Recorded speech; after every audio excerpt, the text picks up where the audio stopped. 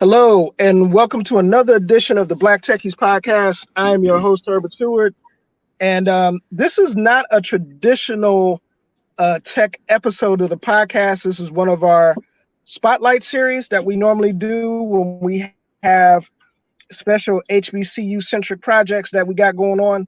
And as a part of the last project that we had with the HBCU Experience series of books, I'm pretty happy to be participating in this again. I got a really special guest, particularly for those of us that are Mighty Marching Hornets and for, Alabama State alumni and fans out there.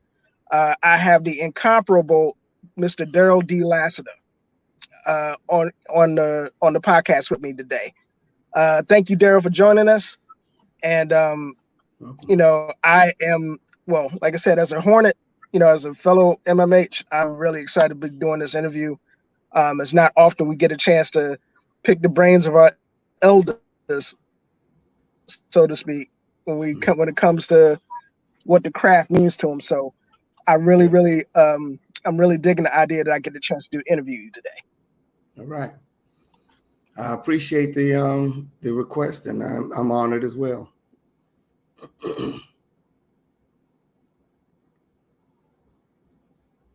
Now,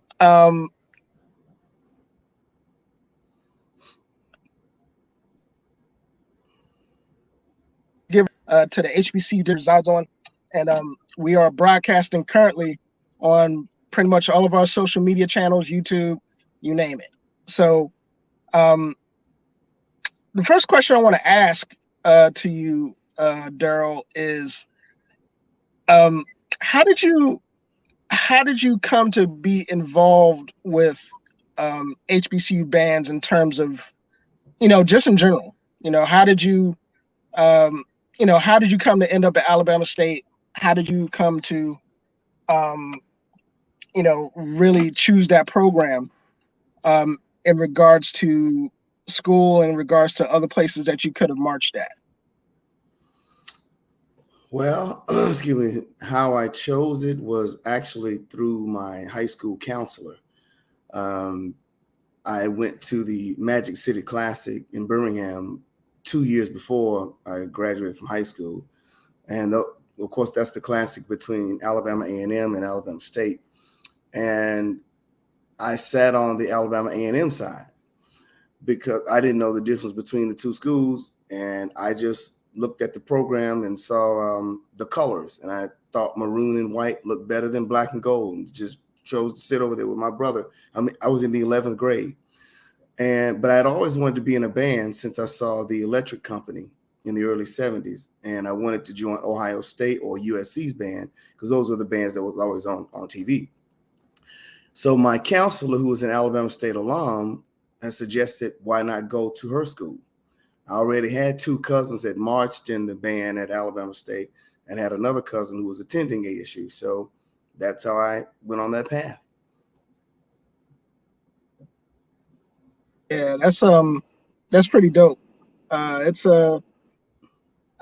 funny because it's really similar to a lot of our stories that we've seen in covering the craft in terms of how people have kind of gravitated to to having that experience. It's been one event like the Magic City Classic or the Bayou Classic, or for younger generations, the Boombox Classic with Southern and Jackson State.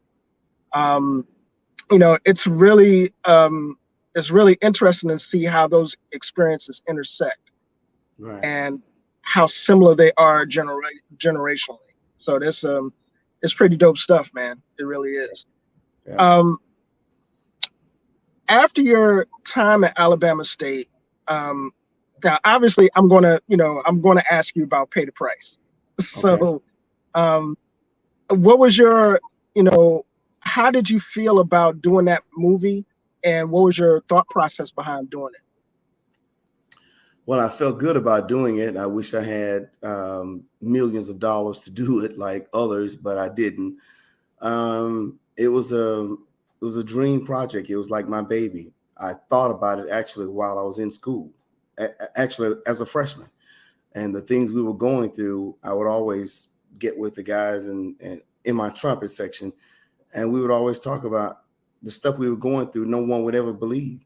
And I said, this needs to be turned into a TV show or a movie. At that time, no one had ever done a movie. I'd seen commercials and I'd seen specials on 60 Minutes and 2020 and stuff like that. But those things were like 3 or 4 minute little featurettes. So that was the reason for doing it. I thought, and this was before I had ever known who Spike Lee was and School Days and all that. I hadn't seen anything on an HBCU other than the movie that they did with Harry Belafonte and Gremlin. It was called The Gremlin's White Tiger. But that was television. That was late 70s. It was network, and it was, very, very, very soft. And you can tell it wasn't from an HBCU alum. So that's all we had before I did pay the price. But the thought came from as we were going through our initiation process as a freshman at ASU. And I just thought it was very unique. I knew we had to be tough to go through what we were going through. We had to have a heart and a passion for it. And, only the strong survive. Only a few made it. And the great ones hung on. That's what makes the band great. You have to have great people. And we were great. Yeah. As a fellow trumpet player, that makes me feel good to find out that you cream. So that's yeah, right. Exactly. That's good. Yeah. That's good stuff. So I was section leader for 3 years. Yes, sir. Yes, sir. Yeah, that makes me real happy. I know, I transferred into Alabama State. Okay. I came from University of the District of Columbia. Okay. And at the time had a pretty good program. And my introduction to that culture and that program in particular, Danny Davis, and I'm pretty sure you know all about, Dr. Davis. Mm-hmm. He's behind me, but yeah, he came to the program after I left, but yeah, I'd heard of him and I knew about him. Yeah. That was, I would say that was a real crash course for me, because it was as a DC kid, coming south and coming into an environment that took, the culture really, really, really seriously.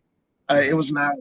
So it was like one of those things that, in hindsight, it was, I wouldn't trade it for the world. It was one of those things that that really put a stamp on my experience there at in Montgomery.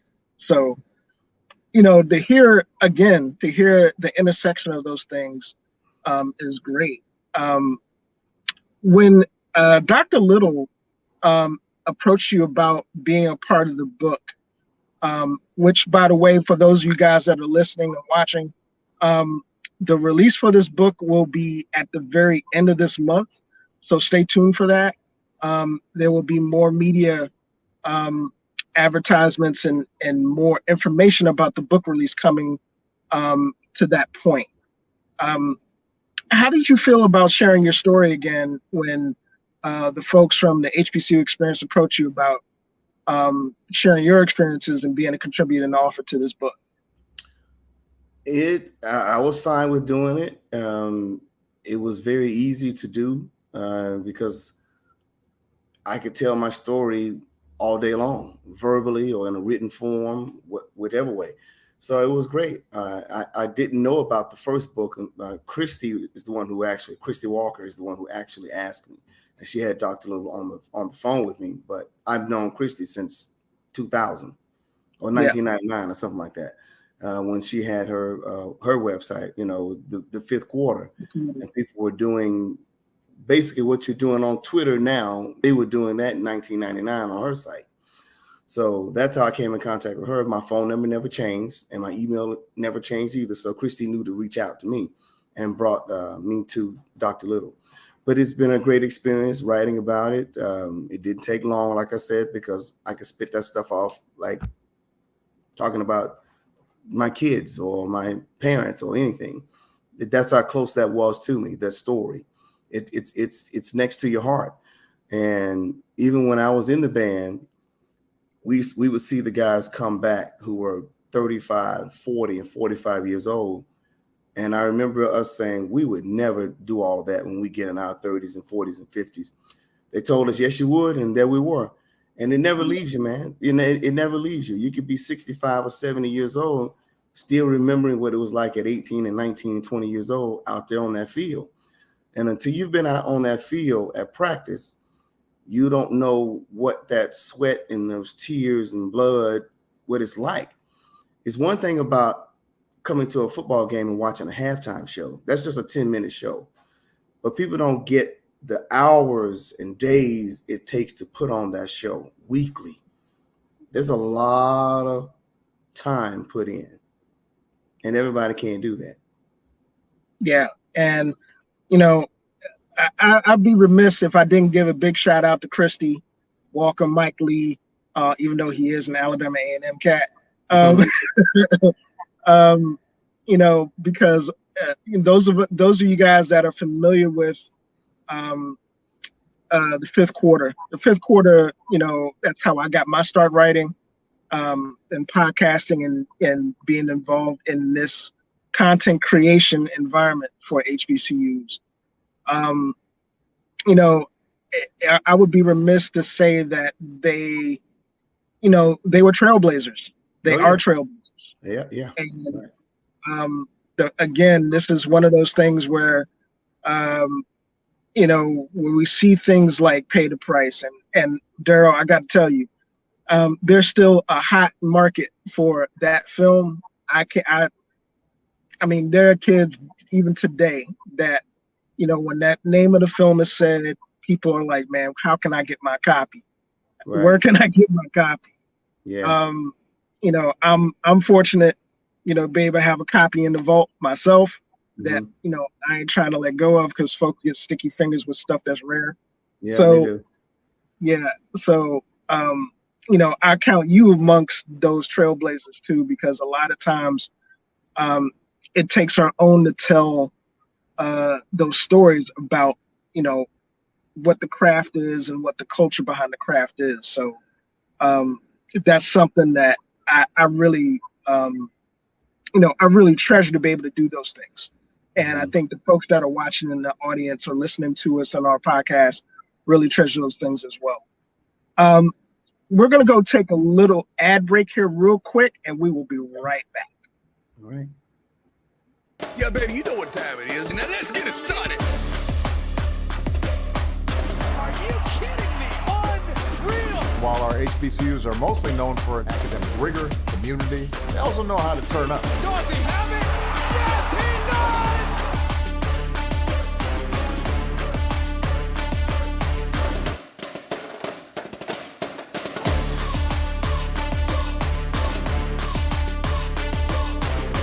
And that might be the knockout punch.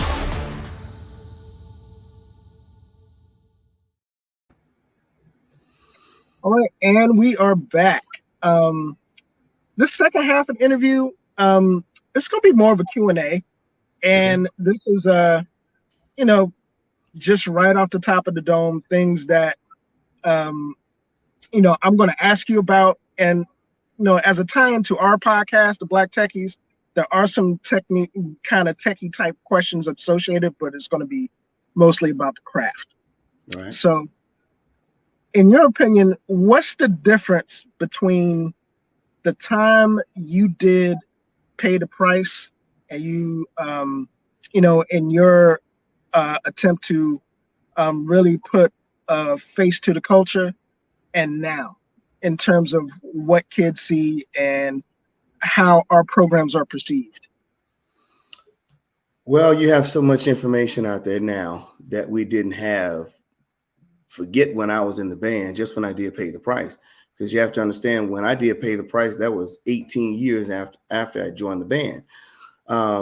There was no social media. When I did Pay the Price, hardly anybody even had a computer in their home, and very few people had cell phones. So you got it by word of mouth. I mean, people were sending out flyers and phone calls, you know, the old-fashioned way of getting the word out. But even then, Classic still had 60 and 70 and 80,000 people attending. Even 20 and 30 years before I even joined the band, that was going on. So the culture is, I think kids think today, because they see the 10-minute halftime show, they think it's instant and it happens real quickly. And they don't realize there's been weeks and weeks of practice before that very first game. And you're out on that field hours and hours and hours. And even today, it's still like that. We didn't take many water breaks when I was in the band, but then kids were tougher because we grew up being outside all the time. We didn't play video games indoors, so being outside was just a normal thing for us.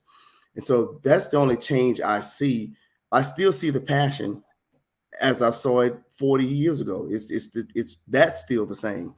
The bands are bigger now. You could get so much word out in terms of recruitment that wasn't going on when I was around. There were only a few programs really doing heavy recruitment. Your Gramblings and your Florida A&Ms, those kind of schools are doing heavy recruitment.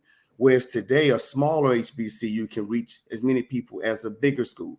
That's what wasn't going on back then. When I was in the band, all we ever heard about was the SWAC conference, the MEAC, and the CIAA. That was it. And by us being in the SWAC, that was the heavy football conference. So most of the games, most of the bands I marched against were the Jackson State, Texas Southern, Alcorn, Southern University, Grambling. Alabama A&M was our state rival. Tuskegee actually was our biggest rival in terms of they were closer to us, and we played them on homecoming every year, which is on Thanksgiving. And that was the actual first classic, the Turkey Day Classic. But those were the schools I marched against. So we never saw North Carolina A&T. We never saw Howard University. We never saw Morgan State, any of those schools like that. They just didn't come to our conference. We didn't go to theirs. But now, because of the internet and YouTube and all that, you get to see everybody. That's what we didn't get to see in our day. You had to drive to a game, or somebody may have a videotape and bring it to you. But that could take days and weeks. Now you can do it all in seconds. And you can go retroactive as well and go back and watch a band from the 70s on YouTube that you couldn't do when I was in the band. So I would have loved to have been around or had this access that the kids have today in my day. Yeah, I mean, I'll be, again, that's an excellent point. I know for us, I mean, and it's crazy because my start in writing and in covering the craft, started as a way to stay connected, because at the time I was in military service and doing deployments in the Navy, and being in Norfolk, stationed there, I had the opportunity to check out Norfolk State, the opportunity to check out Hampton, as well as being relatively close to home. And, Christy Walker, that name again, is a Hampton native, and that's kind of how we cross paths.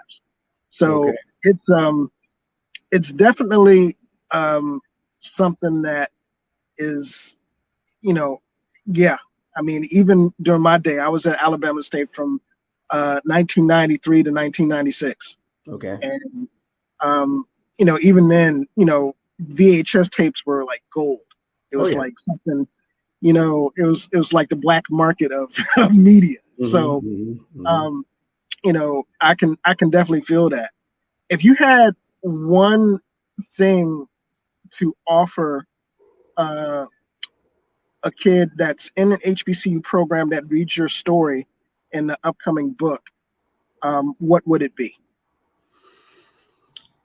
The drive and the determination to succeed in life was like embedded in us in that band. What it takes to have 150 or 200 of you all looking the same, sounding the same, and having that uniformity. But you have a common goal. Unlike sports, a baseball team is only 9 guys on a team that's playing at one time. Football is 11. Basketball is 5. A marching band can have 250. So you have to keep a lot of egos and attitudes and personalities in there. That's what helps you when you're going out getting your job. You learn how to deal with a variety of people, at different ages, different backgrounds that maybe you don't get in sports, because again, there's no sport in the world that you have hundreds of people playing at the same time, like a marching band. So I would say stick with it, man, and just that camaraderie never goes away. Those are your brothers and sisters for life, and they will do anything for you. I can call on guys I marched with and hadn't seen in 35, 40 years and still get favors returned, just like when we were 19 and 20 years old. There are times in the fall when you start to hear that drum major whistle and that bass drum and that snare. You're 19 and 20 years old again, and it never goes away. The guys who are in the band, I tell you, really enjoy it. Take as many pictures as you can. That's something I didn't do, and I wish I had. But enjoy it and understand you're very privileged, and what you're doing now will become history down the road. All right. Last thing before our last ad break. First thing that comes to mind when you hear the following: Alabama A&M. Our rival, the Bulldogs. That's the first thing I think of. Our state rival, the biggest classic in the state of Alabama. Bet. All right, you guys. One more ad break, and we will be back to close it down and to close the show with final thoughts from Mr. Lassiter. Stay tuned. The first ever HBCU Band Anthology, the HBCU Experience. The HBCU Band Alumni Edition is a collection of stories written by prominent HBCU band alumni throughout the world. HBCU band alumni who are doing great things in their careers, businesses, and communities nationally and internationally.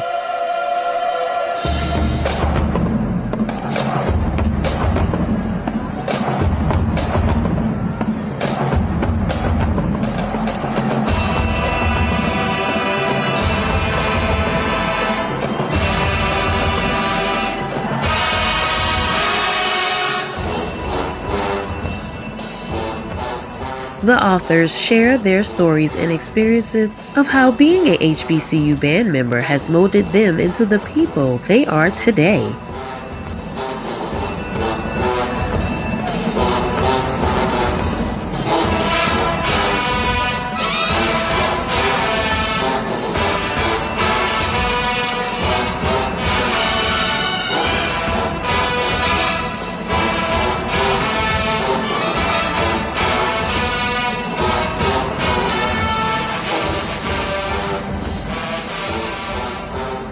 Purchase your copy today and support the HBCU Experience, the HBCU Band Alumni Edition at Amazon.com. All right, and we are back here on the Black Techies podcast. Mr. Lassiter, one last question. Any other plans on doing any other projects that involved depiction of the culture and depiction of HBCU bands and HBCU band culture? I couldn't hear the beginning of your question. I was asking whether or not you had any future plans on doing any other projects that depict the culture, or HBCU bands, or all of the above. All of the above, but I can't say anything about any of them because that gets you into trouble, and I've been in enough trouble with that. But yes, it's coming. You will see a lot. Yes, sir. And it's going to be better than you ever seen. Sweet. Now, for those of you guys watching, and I know there are a number of folks watching and listening to the podcast, this is some big stuff, and you're getting it from the goat, you're getting it from the horse's mouth. In terms of other projects that may be coming out, just stay tuned. That's all I can tell you. There you go. Stay tuned. And to close the show, again, I want to really give a big shout out to Mr. Lassiter for joining me. I know this was kind of short notice, and we had some technical difficulties in the beginning of the show. That's okay. But I appreciate you hanging in there with me. Okay. And I really appreciate Christy Walker, Ashley Little, the folks from the HBCU Experience, our overlords at the HBCU Digital Network for giving the Black Techies a platform to really do cool stuff like this. we are normally a tech-based platform, but we are always going to be HBCU-centric and have HBCU love and talking about the craft. Me personally, as a fellow bandsman, is always going to be close to my heart and is always going to have a place on this show. So for those that are viewing us, thank you for following us. Continue to follow. We will be back on July the 2nd with our regular show format. And we have another interview in this series coming up a little bit later on today at 6 p.m. With North Carolina Central's own Mr. Roy Ector. So stay tuned. Until next time, hail Wakanda and come check out the Black Techies. Thank you. Thank you too. Yeah, baby, you know what time it is. Now let's get it started. Are you kidding me? Unreal! While our HBCUs are mostly known for academic rigor, community, they also know how to turn up. Dorsey, have it!